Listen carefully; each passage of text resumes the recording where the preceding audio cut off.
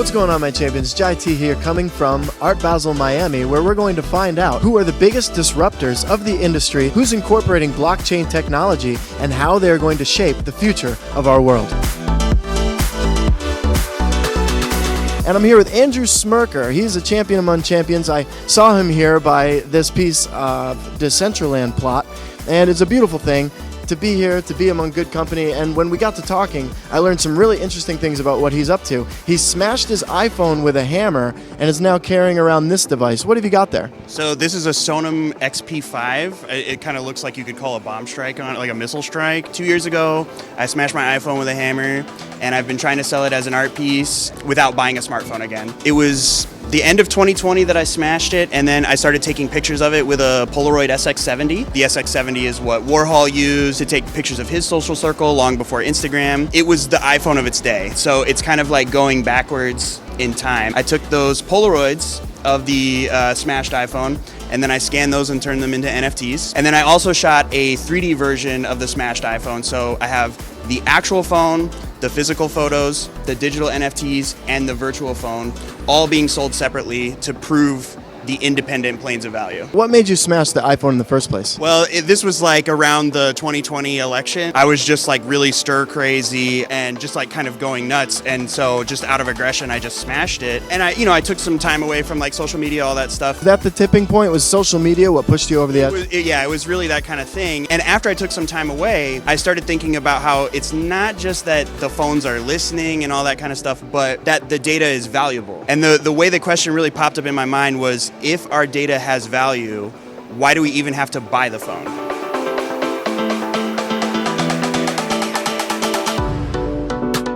And we're standing in front of this beautiful piece of AI artwork that was produced by... It's by Trevor Paglin. Trevor's also a traditional photographer, but he took this picture of the ocean with black and white film, made a black and white photo of it, and then he used an algorithm that's called deep saliency to choose the color. And this is the kind of algorithm that a drone would use to see. So for example, when a drone is looking for cars, let's just say as an example, it would fly over the highway and it would color all of the cars yellow and everything else would be a different color. Kind of chooses what's important to it based on color. So Trevor did this photo in black and white and then let this algorithm choose the color of it. So when you look at it, it's really beautiful, but it's slightly uncanny. You can tell there's something like slightly off with it. Yeah, it's not quite true. It looks like it's coming out of a dream. He's been researching surveillance and the black state for many years now. So a lot of his work is around like AI, drone surveillance, secret military bases. It's really interesting. Some of the things that have come out that the U.S. government has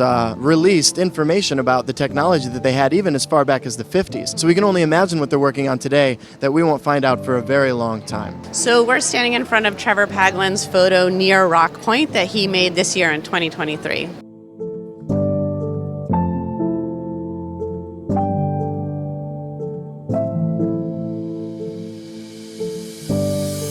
What's going on, my champions? This is a collection of pieces by Jimmy Raskin, and it really feels like the universe is looking at you. He refers to Pinocchio a lot with the cone of self, an audience of one at the bottom. It's like he's writing poetry for himself and using the universe as the eyes looking at you as the viewer. It's really something, and if you get really up close, you can actually see little subtle hints of sacred geometry. This is the kind of art that just wakes up your soul, and you don't even have to understand it.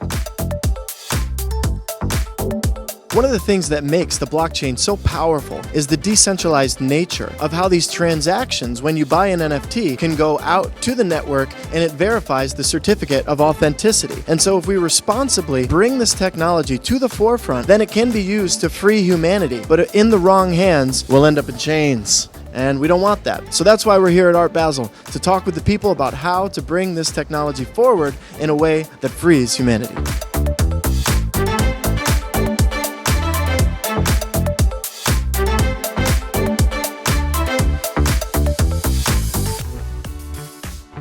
What's going on, my champions? Jai T here with Silka, and what's the name of your gallery here? It's Gallery. Tom is from Munich in Germany. Beautiful. When we first walked in, it has a totally different vibe than the entire rest of this Art Basel. When you come in here, it's like getting wrapped up in a blanket. One of the things that drew me in was the familiarity and the comfort that you provided here with the gallery. What's going on with some of the artists? Well, we do have a lot of secondary market pieces, so this is what we came for, to give a base at the fair that we can stand on. So we have a Manet from 1850, that's the oldest piece, and it goes up to contemporary pieces, having a span of 150 years of art history, and I think that sort of gives a certain kind of ground level for the other contemporary artists to work on. Wow, are you considering how new technology might be incorporated into classic art pieces like this, onboarding these pieces to the blockchain as NFTs or otherwise? Well, it's just starting. I think it's more in the contemporary art really right now that artists are starting to look at that, so it'll be a little while for us, but definitely for documentation and these things it is relevant and we'll have to look into it. We're actually in the process of doing so right now.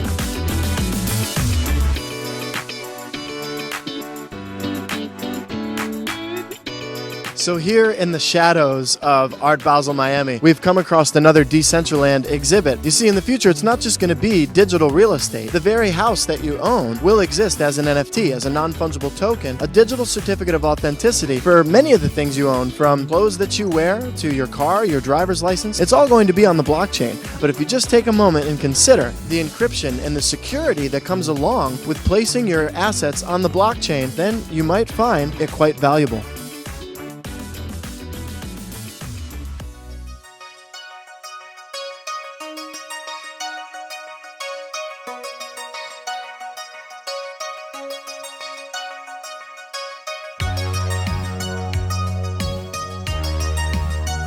And so there I was, minding my own business, when I saw this QR code and two more on the back of this man's shirt. And so I used my phone to scan it, and it brought me directly to his art page. Here we are with Ryan McGrath at Art Basel Miami. How did this come about? Just for the obvious reason where you can take a picture and it brings you to, someone's page or directs you anywhere. The future of photographs and advertising, marketing, that kind of thing. Are you using Web3 technology in your art currently? I am. I'm on OpenSea by Ryan McGrath. Got artwork on there and trying to understand AR, augmented reality, and using that to build sculptures 3D and put them in different environments. 3D environment sculptures. Do you find that you're disrupting the industry in any way? I do. Well, that's the hope. Change perspective, change the medium, and definitely go with trend. How did you know that you're going to be your path? I've been an artist like my whole life. I've always been creative. I just always been a designer, an artist, and just moved by making things, creating stuff. So as we've gone across Art Basel, we found many artists range in their opinions as to how Web3 will be introduced in this world, whether it's just a fad that popped and is going to fail eventually, or whether it's actually going to be very useful to use these smart contracts to pay the artists and their kin in perpetuity over the course of generations.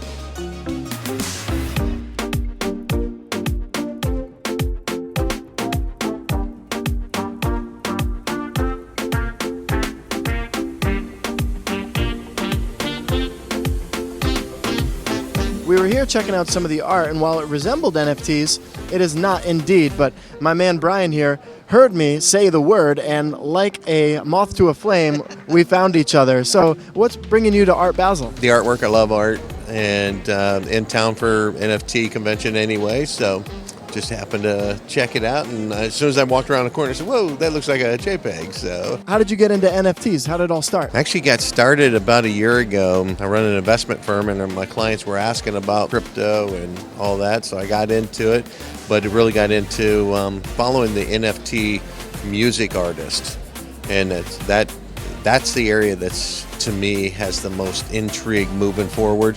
And I think the greatest utility as far as bringing value back to the buyers of the NFTs in the long run, and could completely change the music industry. That's right, and the labels are scared, that's for certain. How about you, Brian? We're here with Brian, and Kevin. Brian, how did you get into NFTs? I got into NFTs probably about a year ago, going through just, looking, Bored Ape kind of got me into it a little bit. I was looking at a few of them and tinkering around with it and looking at them and just loved the art, and I'm a big lover of art and music also, so. You're actually a fan of the art of the Bored Apes? Yeah, I am. I've had it argued, some people tell me that NFTs are not art, and indeed they may be true because the NFT is the aspect of it that's on the blockchain. It's just a code, really. So anything could be an NFT. Do you own any? Yes, I do. So I originally got into NFTs coming from the blockchain technology. Technology is my background. What attracted me to it was the Web3 community. So kind of building community versus consumerism. And I think that's really what's going to have the biggest impact. And then I got into music NFTs like these guys. We get in the same communities. And I really like the intersection of Web3 and music, but basically going from consumerism to community driven. And I think that also has a lot of applications for art as well. It really is all about community. We keep hearing that time and time again. All right, my champion.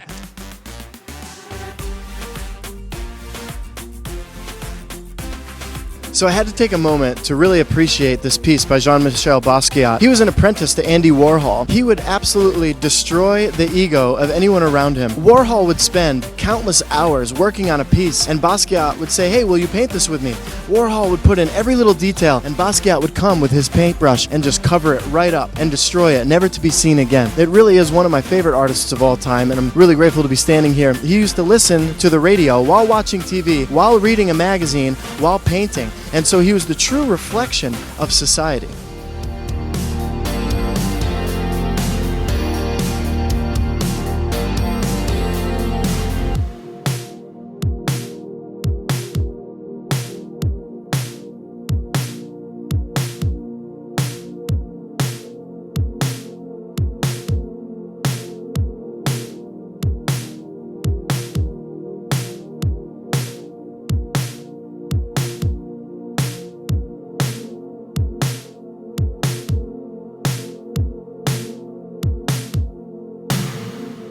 The proof is in the pudding, my champions. It's all around us. No matter where you go, there's constantly signs of the inevitable future of the world economy and these digital assets. We got 5, 8, and 9 telling you the secret sauce is coming. The flip will be switched.